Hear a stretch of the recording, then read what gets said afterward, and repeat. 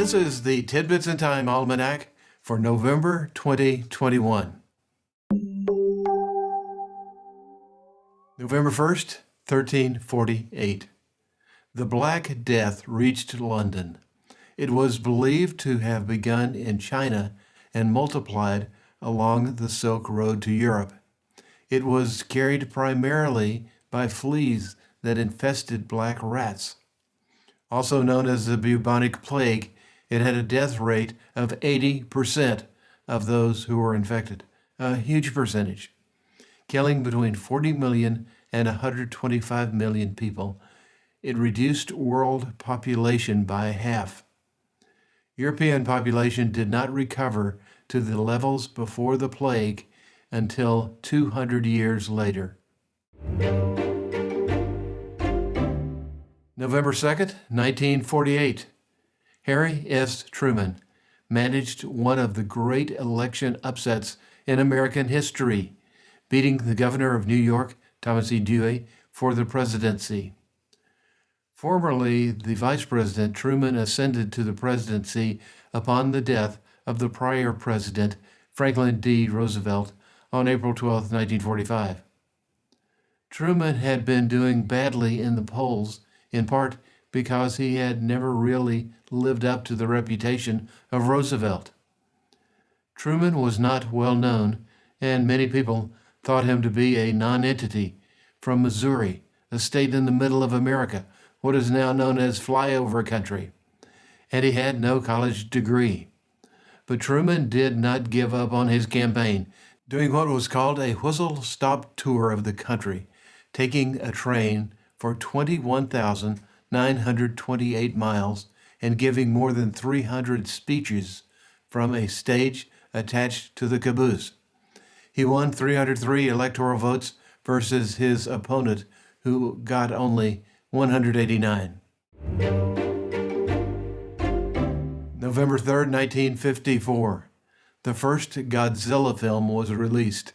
It was about a 164-foot kaiju, which is a strange beast, resulting from underwater atomic bomb testing. Somewhat shabby, the monster was filmed with a man in a rubber suit stomping on a cardboard city with English subtitles. However, it was a big hit, spawning 27 sequels in Japan, 3 American reproductions, 2 American films, and countless knockoffs, imitations, parodies, and tributes. November 4th, 1879. William Penn Adair Rogers, Will Rogers, was born near Claremore, Oklahoma. He started out in vaudeville with rope tricks, interspersed with humor. His wife recommended that he read newspapers to make jokes about things that were happening in day-to-day life. Becoming known as the cowboy philosopher, his career blossomed. He became a Hollywood actor, public speaker, radio commentator, and newspaper columnist. He was syndicated in almost 400 newspapers for 13 years, publishing more than 2 million words. November 5th, 1857. Iva Minerva Tarbell was born in Hatch Hollow, Pennsylvania. One of the first muckrakers, now called investigative journalists, she took down a mighty company. Her 19 articles in McClure's magazine and her later lengthy, quote, The History of Standard Oil Company book, accused John D. Rockefeller of monopoly, graft, bribery, and corruption. The final breakup of the company was due to the loss by the company in the U.S. Supreme Court on May 15, 1911. It was the first time that a journalist had ever brought down a major American corporation. November 6, 1860, Ignacy John Paderewski was born to Polish parents in the Ukraine. He became a virtuoso pianist.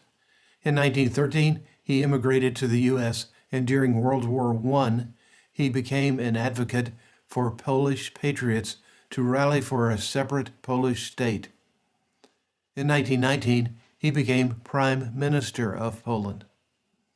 After his death, he was enshrined in the USS Maine Mast Memorial in Arlington, Virginia, which held an annual tribute. After the fall of the communist control of Poland, his remains were transferred to Warsaw, Poland. My thanks to Alan Ford CPA for alerting me to this particular tidbit.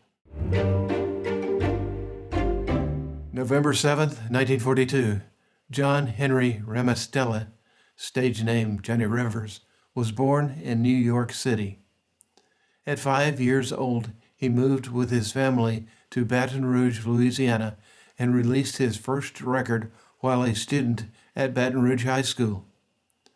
A meeting with Alan Freed, the Cleveland DJ who coined the term rock and roll, led Ramus to go to the Baton Rouge courthouse and change his name to Johnny Rivers. Some of his biggest hits are Midnight Special, Memphis, Secret Agent Man, not Secret Asian Man, Poor Side of Town, and Summer Rain. He is still regularly touring. November 8th, 1789. Bourbon whiskey was first distilled from corn by Elijah Craig in Bourbon, Kentucky. For spelling geeks, if it is distilled in Ireland, it is always spelled Whiskey. In the United States, it is usually spelled the same way, but not always. In the rest of the world, it is spelled Whisky without the E. The most common grains from which it is made are barley, corn, rye, and wheat, which can be malted or not. It is typically aged in barrels of charred white oak. The unique characteristics of the types and brands depend upon the types of grains, the distilling methods, and the aging processes. My friends Daniel Whittington and Rex Williams have produced more than 217 informational videos and have more than 350,000 subscribers to their Whiskey Channel tribe on YouTube, giving lots of information on whiskey and whiskey. November 9th, 1929. Rocky Road ice cream was invented by William Dreyer. Marshmallows only came in large sizes at the time, so he cut them up with sewing scissors borrowed from his wife. The original recipe had walnut pieces, but those were later replaced by toasted almond pieces. During the Depression era, people who were having bad times were described as having to travel a rocky road. November 10th, 1483. Martin Luther was born in Eisleben, Saxony. He is best known as the man who sparked the Protestant Reformation, but he was also an extraordinarily productive writer. The following is a discussion by my friend Dr. Gary North. Luther could not have launched the Protestant Reformation had Gutenberg not invented movable type 2 generations earlier. The nameless printers who translated the 95 Theses into German and then mass-marketed them were the key to this revolution. They never paid Luther royalties for his writings, and they pocketed all the profits, but they made him the most important person of the 16th century. Most historians would put him in the top 5 or 10 men over the last 500 years. But Gutenberg is higher on the list. No Gutenberg equals no Luther. The European establishments in 1517 had been built on the older pre-Gutenberg image communication system. By 1517, the cost of delivering pieces of paper had fallen too far for the establishments to adjust to the new pricing conditions. They had not recognized the enormous threat to their power for 2 generations. Luther spotted his opportunity by the end of 1517. The printers had made it visible to him within a matter of weeks. He took advantage of it.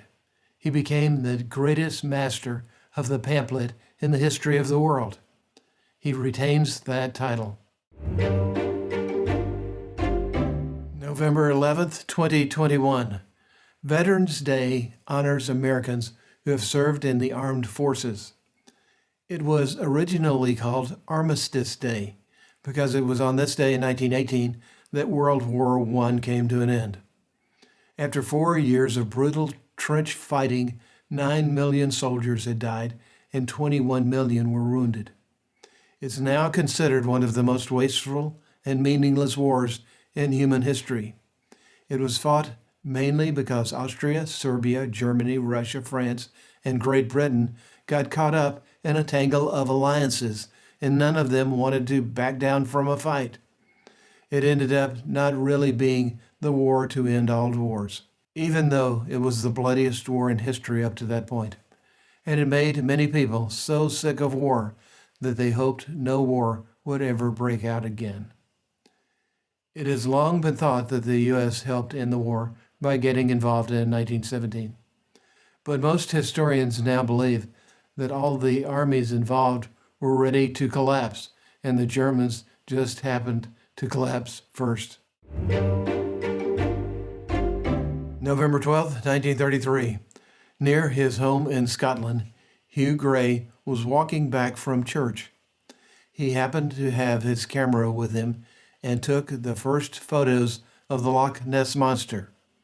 There have been 23 sightings, all of which have been discounted as inadequate or as hoaxes.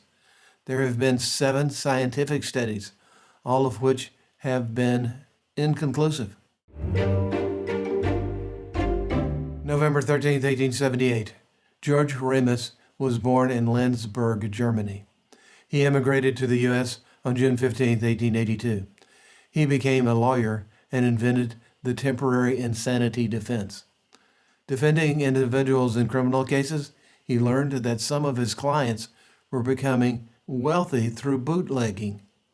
He became an expert on the Volstead Act, and he reduced the scope of his law practice to concentrate on his own bootlegging. An exception in the federal law allowed companies to buy distilleries and pharmacies and to then purchase bonded whiskey for medicinal purposes under government licenses. He used that knowledge to buy operating and licensed liquor companies.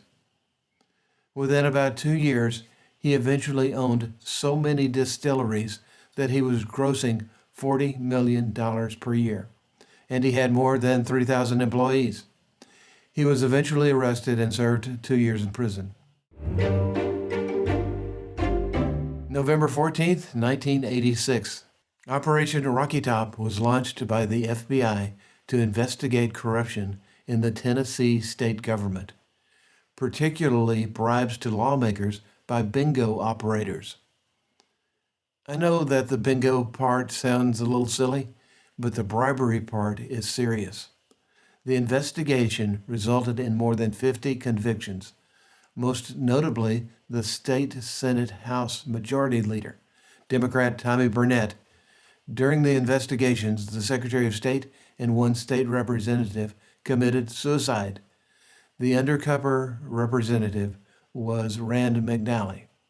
The FBI took the code name from a popular song, Rocky Top, played by the University of Tennessee Band at football games. They later used Operation Tennessee Waltz as the code name for a further investigation. November 15, 2013, author Virginia Pastrell gave a long interview about her book, The Power of Glamour. She sees glamour as much more than fashion or shiny things, but instead it is a projection of what she calls the what if I. That can apply to some cars, some houses, movie stars, perfume, a promise of escape, a desire for friendship, aviators, tuxedos, jazz, and much more. Oftentimes we do not actually participate in anything glamorous ourselves. We just enjoy looking at it. November 16th, 1907. Oklahoma became the 46th state of the nation. During the 1800s, the Oklahoma Territory had become the frontier.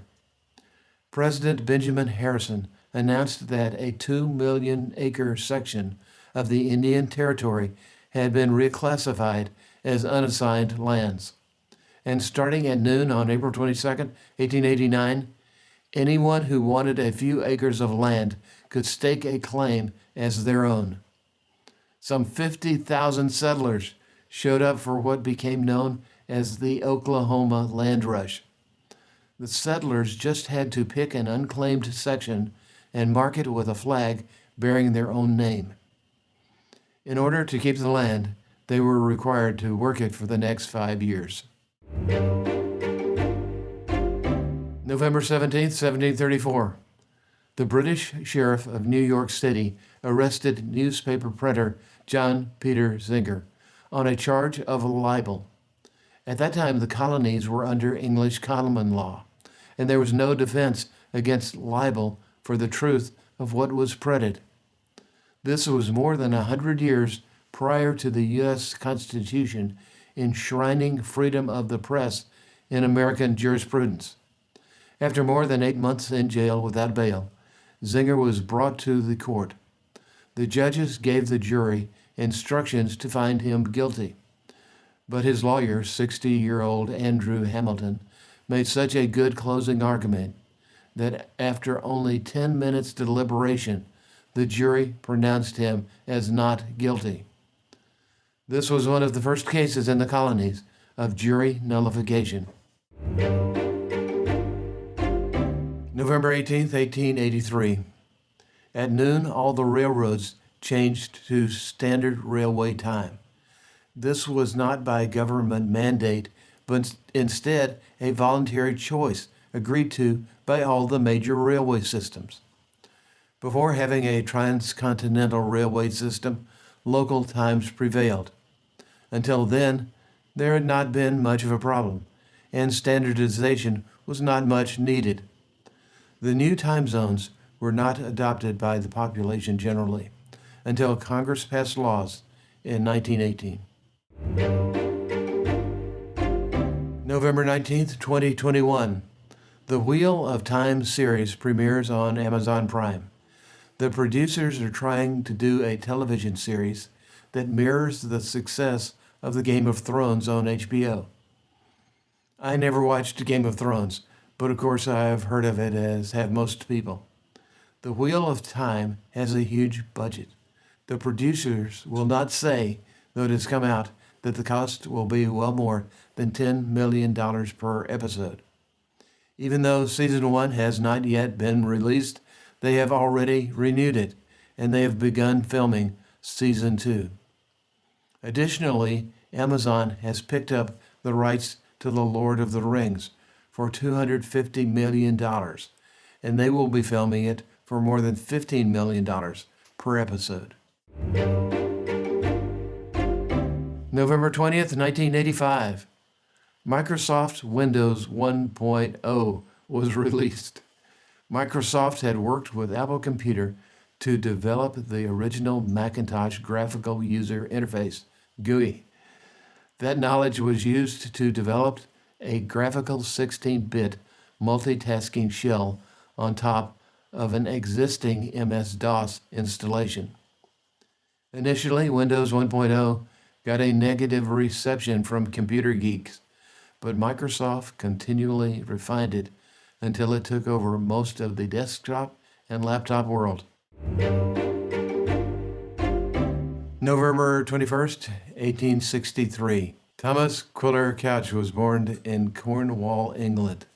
A novelist, he also published a style guide on the art of writing, based on lectures he gave to students at Cambridge University.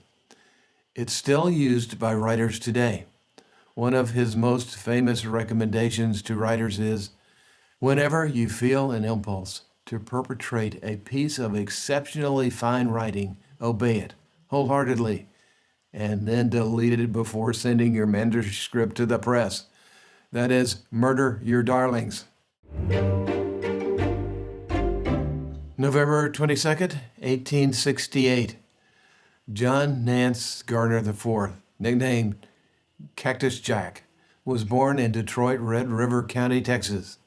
He died nearly 100 years later, on November 7th, 1967, in Uvalde, Texas. He was vice president under Franklin D. Roosevelt. Years later, President John F. Kennedy telephoned to wish Garner a happy birthday, right before Kennedy got into a limousine for a parade through Dallas in 1963. November 23rd, 1170. Leonardo Bonacci, nicknamed Fibonacci, was born in Pisa, Italy. As a young boy, he was introduced to the Indo-Arabic number system. That system included a 0 and positional notation up to 9, which started the next sequence. Essentially, it is the base 10 system. It had great advantages over Roman numerals. In 1202, he wrote the Book of Calculations. Suddenly, bookkeeping became much easier for merchants and others. He also developed the Fibonacci sequence, which starts at 0, then adds the previous two numbers to determine the next in the sequence. Essentially, 0, 1, 1, 2, 3, 5, 8, 13, 21, 34, and 55. The Fibonacci sequence frequently shows up in nature and many other places. November 24th, 1888. Dale Harbison Carnegie was born in Maryville, Missouri. He wrote How to Win Friends and Influence People, published in 1936. I remember reading it while I was in high school, and it was the first self-help book I ever saw. I had grown up under the edict that one should never write in a book. But right in the foreword of his book, Dale Carnegie said to underline important sentences and write notes in the margin, something I'd never heard before. November 25th, 2021, Thanksgiving Day. If you hear about a free turkey giveaway sponsored by a local radio station like WKRP, do not go to it, particularly if it is in the Pinedale Shopping Center parking lot in Cincinnati. November 26, 1941. Japanese Admiral Isoroku Yamamoto launched his attack force from the Kuril Islands toward Pearl Harbor with the following coded message. The task force, keeping its movements strictly secret and maintaining close guard against submarines and aircraft, shall advance into the Hawaiian waters, and upon the very opening of hostilities, shall attack the main force of the United States fleet and deal it a mortal blow.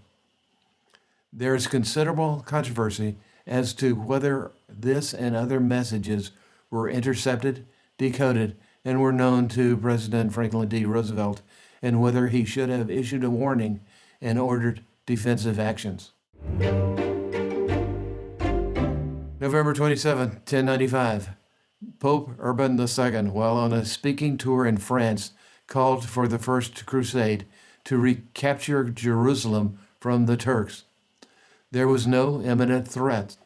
Muslims had occupied Jerusalem for hundreds of years, but Urban II had noticed that Europe was becoming an increasingly violent place, with low-level knights killing each other over their land rights, and he thought that he could bring peace to the Christian world by directing all that violence against an outside enemy.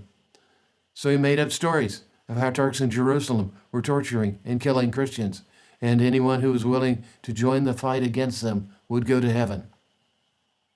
About 100,000 men from France, Germany, and Italy answered the call, formed into several large groups, and marched across Asia Minor to the Middle East. Nearly half of them died from exhaustion and sickness before they ever reached their destination. They began sacking cities along the way, and they fought among each other for the spoils of each battle. When they reached the trading city of Antioch, they killed almost everyone, including the Christians who lived there. By the time they got to Jerusalem, it had recently fallen into the hands of Egyptians who were friendly with the Vatican. But the Crusaders attacked anyway, killing every Muslim they could find. The Jews in the city gathered in the temple, and the Crusaders set it on fire. Pope Urban II died 2 weeks later, never hearing the news. But the crusading would go on for the next 200 years.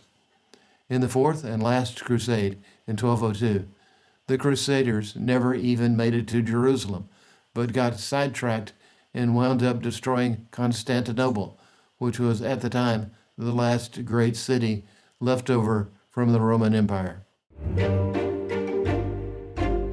November 28, 1948.